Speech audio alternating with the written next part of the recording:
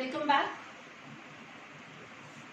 Class 12 last class में हम लोगों ने स्पर्मेटोजेनेसिस के बारे में पढ़ा था। अभी हम दो छोटे लेकिन बहुत इंपॉर्टेंट टॉपिक कवर करने जा रहे हैं।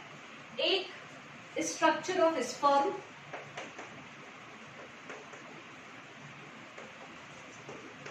और दूसरा hormonal regulation of male reproductive system. दोनों 3-3 नंबर के इंपॉर्टेंट क्वेश्चन है बोर्ड के लिए और नीट के लिए तो इंपॉर्टेंट है ही। पहले हम बात करते हैं स्ट्रक्चर ऑफ स्पर्म की। Now sperm is representing to male gamete. एक कॉन्सेप्ट हम लोगों ने प्रीवियस चैप्टर में पढ़ा है कि male gametes are always produced more in number because they have to reach up till the female gamete, और उस प्रोसेस में most of them are lost, और उस लॉस को कंपनसेट करने के लिए और फर्टिलाइजेशन के एश्योरेंस या सर्टेनिटी को इंक्रीज करने के लिए मेल गैमीट्स हमेशा लार्ज नंबर में प्रोड्यूस होते हैं। तो एक बार में numerous sperms, millions of sperms का फॉर्मेशन हो रहा है, एंड ये एक स्पर्म का स्ट्रक्चर है, ह्यूमन स्पर्म का स्ट्रक्चर है, जिसको हमने 4 मेन पार्ट में डिवाइड किया। एक हेड के बाद एक स्मॉल नेक, मिडिल पीस और टेल। हेड में 2 मेन पार्ट आते हैं।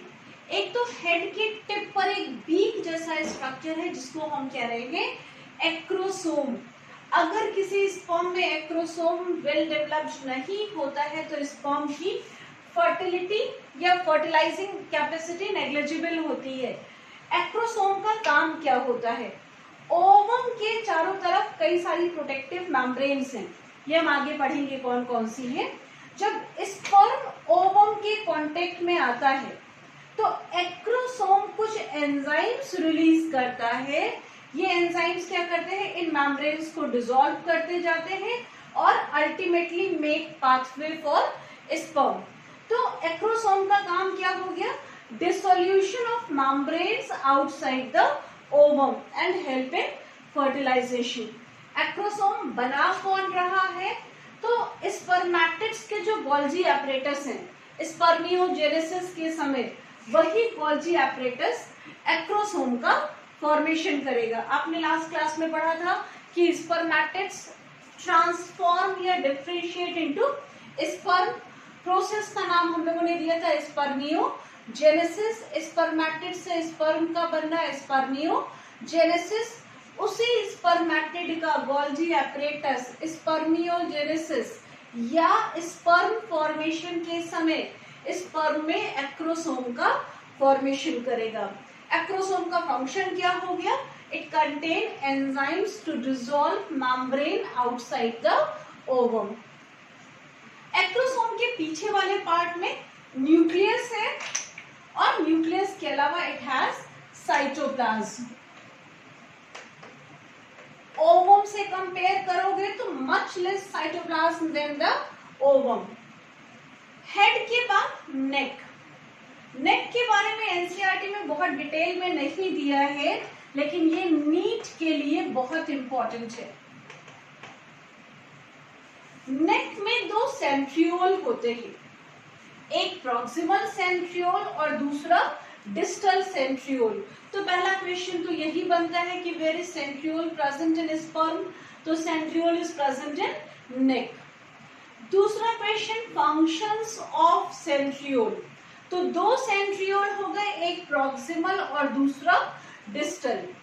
प्रॉक्सिमल सेंट्रियोल क्या करता है? जाइगोट में जब पहला डिवीजन हो रहा है, फर्स्ट क्लीवेज हो रहा है, तो उस फर्स्ट क्लीवेज की डायरेक्शन को डायरेक्ट कर रहा है। तो proximal centriole direct first cleavage of zygote, जबकि डिस्टल क्या कर रहा है? Formation of axial filament of sperm tail. Sperm की टेल के इस एक्सियल फिलामेंट का फॉर्मेशन कौन कर रहा है? Distal centriole. जबकि प्रॉक्सिमल क्या कर रहा है? फर्स्ट क्लीवेज को डायरेक्ट कर रहा है। ये नीट के लिए इंपॉर्टेंट है। बोर्ड में इससे कोई भी लेना देना नहीं है, वो बात अलग है। आप नेक लेबल करेंगे और नेक में सेंट्रियोल भी लेबल करेंगे, बट फंक्शंस बुक में क्लियरली नहीं दिए हैं। इसके बाद middle piece. Now middle piece is containing mitochondria. 11th में जब तुमको माइटोकॉन्ड्रिया पढ़ाया था तब मैंने तुमको बताया था माइटोकॉन्ड्रिया साइटोप्लाज्मिक इनहेरिटेंस फॉलो करता है, और साइटोप्लाज्मिक इनहेरिटेंस मतलब माइटोकॉन्ड्रिया के पास अपना डीएनए होता है, तो that is the concept of cytoplasmic inheritance. उसके अलावा zygote get mitochondria only from ovum. Is it clear? Zygote में माइटोकॉन्ड्रिया केवल ओवम से आता है, स्पर्म से नहीं आता है। ठीक, इसको हम मैटरनल इनहेरिटेंस भी कहते हैं। Mitochondria shows maternal inheritance, means zygote get mitochondria from ovum not from sperm. तो स्पर्म में माइटोकॉन्ड्रिया का रोल क्या है? स्पर्म में mitochondria is functioning as power house. Power house मतलब ऑक्सीडेशन ऑफ फ्रक्टोज।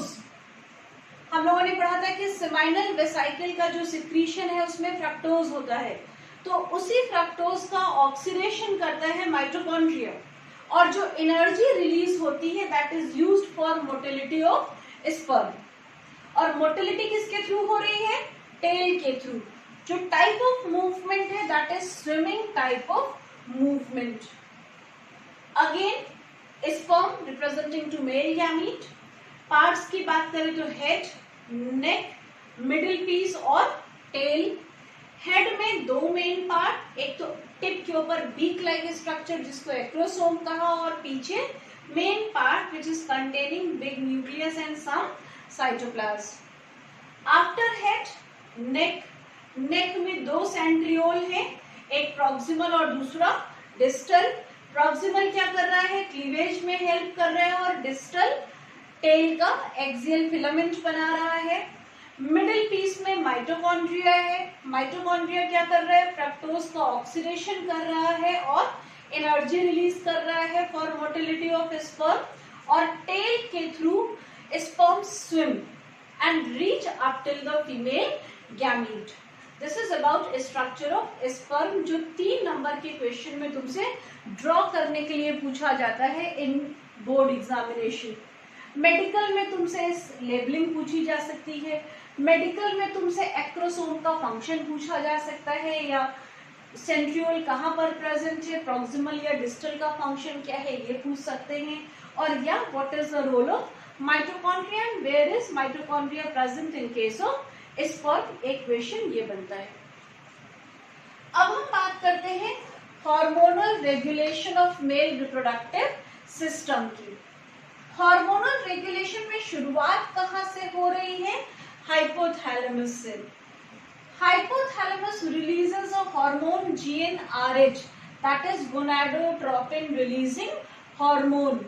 अगेन तुमने 11th में पढ़ा था कि हाइपोथैलेमस से GnRH आता है एंटीरियर पिट्यूटरी तक थ्रू हाइपोफिजियल पोर्टल सिस्टम। हालांकि ये बोर्ड में लिखने की जरूरत नहीं है, it is simply for revision. Hypophyseal portal vein के थ्रू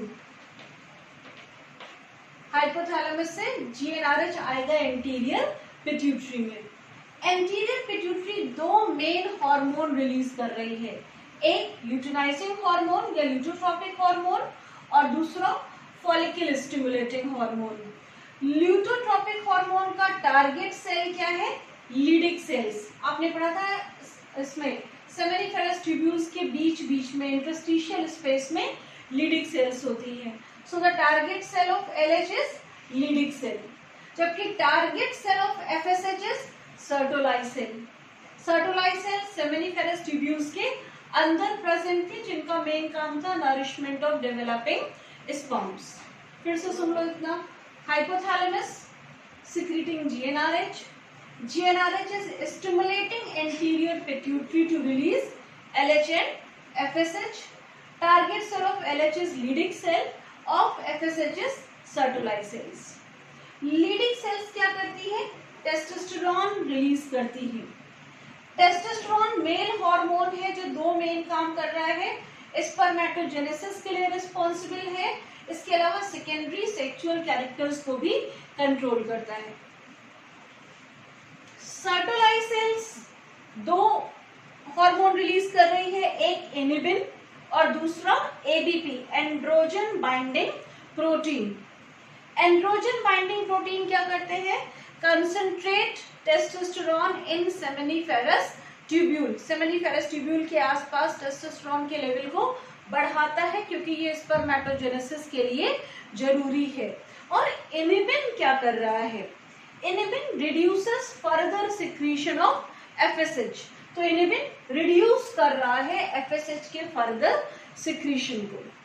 यहाँ एक टर्म यूज कर रहे हैं हम, negative feedback mechanism. Negative feedback mechanism क्या है?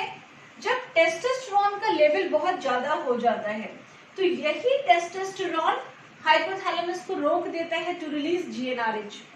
जीएनआरएच का लेवल कम होगा तो anterior pituitary will reduce further secretion of LH and FSH. इसको हम बोलते हैं नेगेटिव फीडबैक मैकेनिज्म।